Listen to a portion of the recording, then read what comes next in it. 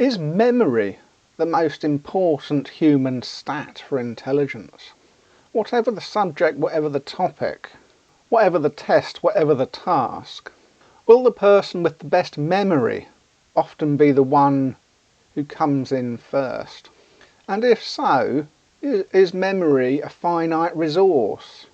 Is it something we can all train ourselves to be better at? Does each individual brain have a certain amount of digital memory that once it's full it cannot cope with any more bits of information to store in there?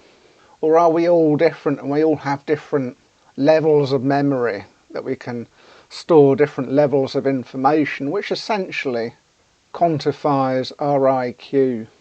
I recently had a little deep dive into various free IQ tests around on the internet after watching some YouTubers, taking one of the tests.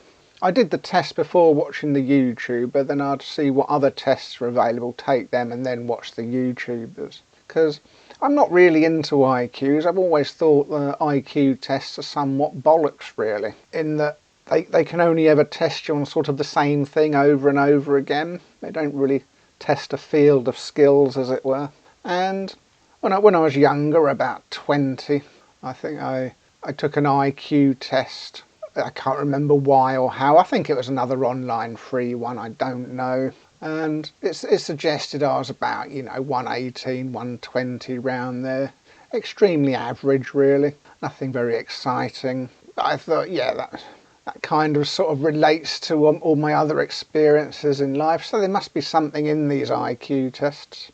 But yeah, so the first one I did after this long break of forgetting they exist, it came up with me getting a score of 100. I thought, oh dear, I got thicker with age. Or, the IQ test itself felt a bit different to the one I did many years ago. And anyway, I then watched the YouTuber doing it, and the bit I got stuck on, the next 10 questions were all the same kind of thing, where you've got one picture here and one picture here, and then you have to blend them both into the middle and think about which line is missing. So it'd be like a square and a triangle, then you put them together and then this bit's missing from that combination, and then that's the pattern you have to spot for the future ones. And I just couldn't spot this because I didn't really know what they were trying to ask me. And because IQ tests are timed, because how quickly you can do it is also a factor in your intelligence apparently, then I didn't do very well on the test. Well, I say didn't do very well. I don't know if 100's a good score. Some people might think that's a good score. I don't know. To me, that was unimpressive. So anyway, but having learnt how this pattern works, what the question is that they're even asking me, I then went on to the next one, and again it had very similar questions. You got to about 10 or 15 questions in the test, and there they are again. You've got box with the middle shape that's a combination of them both, and say what's missing and all that kind of thing. And I'm like, oh, that's what they want me to do. And then I was fine for the next 10 questions. And it'd get to like the later on questions, and again it'd be, I can't process these images in enough time to answer the question. I could probably figure it out given some time, but because I'm not used to it, I'm again a bit lost. But it then re-established the fact that I'm now 120 IQ again, and it's like, oh right, so am I intelligent, or have I just learned and memorised what it is that they want me to do? This has often been a criticism of IQ tests, in that essentially you can train for them. And to a certain extent, I suppose, I kind of proved that you can. But trying to find your real place, as it were, in the whole, what is the extent of my internal megabyte memory, data memory, it's still a bit vague, it's not really accurate, it's just sort of like a ballpark area. And yes, so memory, I think, plays a big part in that how many of these different puzzle scenarios and tricks to look out for can you memorise? Can you store in your mind ready for next time to think, oh yeah, I've kind of seen this before and I remember how to work it out before, so now I'm going to do it again. And this goes right back to the original board game, I suppose, chess. And again, about, when I was about 20, I got into chess. Not in a big way, but I had an electronic set, a Kasparov electronic chess set, so I got into that for a bit and tried to beat it like you beat any other computer game. And, eventually I managed to beat this little Kasparov chess set in one particular scenario on its hardest setting. The way I did that obviously was just by lots and lots of games. I can't remember how many, there's probably in the hundreds. And after finishing each game, you learn where you went wrong, you memorise where you went wrong, and you try and improve on that in the next game, as it were, as you go up the difficulty levels. I essentially came to the conclusion that chess was essentially a memory game, in that there's all these different openings. There's a limited number of openings you can make in chess, aka the first 5 or 6 moves, or the first 7 or 8, or however many it is that professionals class as an opening in chess. And then the rest of the game just sort of tails away into the more realistic appreciation of each player's intelligence. But primarily, to be a good chess player, you just have to memorise the openings, and then the openings do the rest of your work for you, up to a point where you then meet another player and you, defending against each other's openings, you then start a normal game again, as it were. That isn't necessarily memory related, but contains nuggets of memory amongst random events. And so it stands to reason that in order to get into chess in the first place, in order to get to the point where you can compete with professional players, you have to have memorised all of the openings. And so without that initial megabyte of memory in your system, you'd never progress to the stage of having normal competitive encounters. You'd never get into chess, basically. You'd always lose and then think it's some kind of intelligence issue, when it's really just more that it's the memory factor. But then is memory intelligence? And then you find this in the workplace as well, in that when you go to work, you don't realise it, because after the progression of many weeks in the sort of early training process, you're gradually being indoctrinated to all the things you have to try and remember to do when you go to work. These memory patterns eventually become what we call routines, which in a way is similar to the opening moves in chess, in that you memorise a certain opening routine of waking up at a certain time and going in the shower at a certain time for a certain length of time, and then remembering to brush your teeth and comb your hair and put where your clothes are, and that they're washed in time and that they're ready for you to go off to work in. And then your car's parked in the same position and you drive or catch the bus or whatever you do. How you get to work, how you travel to work, you always take the same route at the same time and end up at the same place. And you allow yourself the correct amount of time to get there because you've remembered how long it takes to get there. And then once you've got to work, all the processes involved in whichever workplace you work in, of going through the motions of your day by memory. And so the people who don't tend to succeed quite as well at work are the people who tend to more often forget parts of their routine. They haven't got their routine down pat. They'll have arrived at work and forgotten their door opening key because the previous night they've forgotten to put it on their chest of drawers where they always put it, because they've left it in their jacket pocket or something. They've forgotten one little thing that has a knock-on effect to them arriving at work and appearing incompetent to everybody else, because now they have to go home and get their key and come back again, or they have to shamefully ask one of the managers if they can have a spare and admit to their incompetence, etc., etc. And over time you get used to which people tend to forget things and be more in a disarray than those who don't. And so those who are have more issues trying to remember things get exposed more frequently on a daily basis. forgetting to set the alarm so they don't wake up in time, so they don't have a shower, and then they're a bit stinky. Or they wake up in time but they've forgotten to wash their shirt and they've got no shirts left, so they have to put on a different one, and then they're all stinky, and or etc, etc, etc. And we might make some kind of claim to that person's intelligence if they're regularly of that sort of disorganised nature. But it's not really intelligence, it's just memory. But then is memory intelligence? And if you routine memory and you hold your routine, is that intelligence, or is that memory? Or is that a different skill again? Not only to remember things, but to memorise things on a permanent basis so that they become natural routine.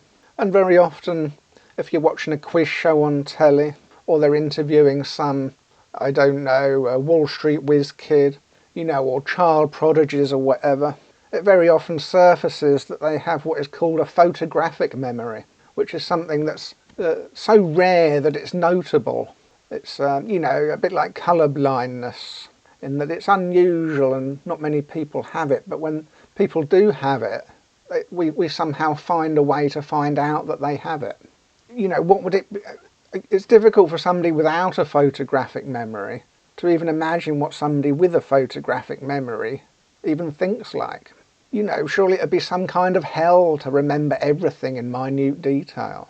Wouldn't that be like these superheroes in movies that can hear everybody? Professor X or whatever, when he goes into his machine and he can hear everybody and he has to try and isolate one particular voice amongst the millions. Wouldn't a photographic memory be like that? Wouldn't your brain be so full of memories that you wouldn't know what to prioritise anymore? But obviously not, because a lot of these people with photographic memories tend to end up in incredible lives. But for the rest of us who don't have photographic memories, it is very much surely a matter of prioritisation. If we have limited memory space in order to maximise our achievements in life, is life merely just a process of working out what's important to store in your memory and what's not important to store in your memory?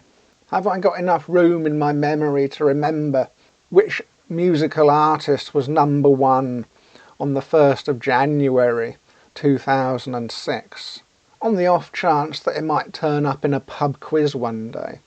Is it worth my effort to try and remember that tidbit of information? Or is my limited memory space better suited to just delete that and try and remember something a bit more relevant? Like, for example, what's the name of that person I see, I don't know, once every few months to say hi to? Where, again, it's not highly relevant for me to remember what their name is. It's not what you would consider an important part of your memory space. But at the same time, when you do meet them, like 3 or 4 months down the road, they might consider it a bit of an insult if you haven't remembered who they are. And I bring this up as an example because I'm absolutely terrible with names. That's something that's bugged me all my life. And it does seem to be very peculiar in that it's names, because names are very useful. And it doesn't necessarily need to be the names of people, but just the names of things, I suppose. Not necessarily nouns, but sort of infrequently used nouns, I suppose. Because it's not just people in reality that I have this issue with. When I read a book, for example, one of the most difficult things for me to grapple with as I go from beginning to end isn't a devious plot or difficult language necessarily, but just the quantity of names. If the author lists or introduces like 20 or 30 characters in the first 20 or 30 pages, by about page 150, and that character pops up again, I'm kind of struggling to remember which character that was. And because of course the more characters they introduce, the less page time each character gets. And I haven't necessarily had enough page time to form a definitive memory that I've felt worthy of storing in my memory banks as to how important that person is in the book, that character. And of course the more unusual their names is, the worse it gets.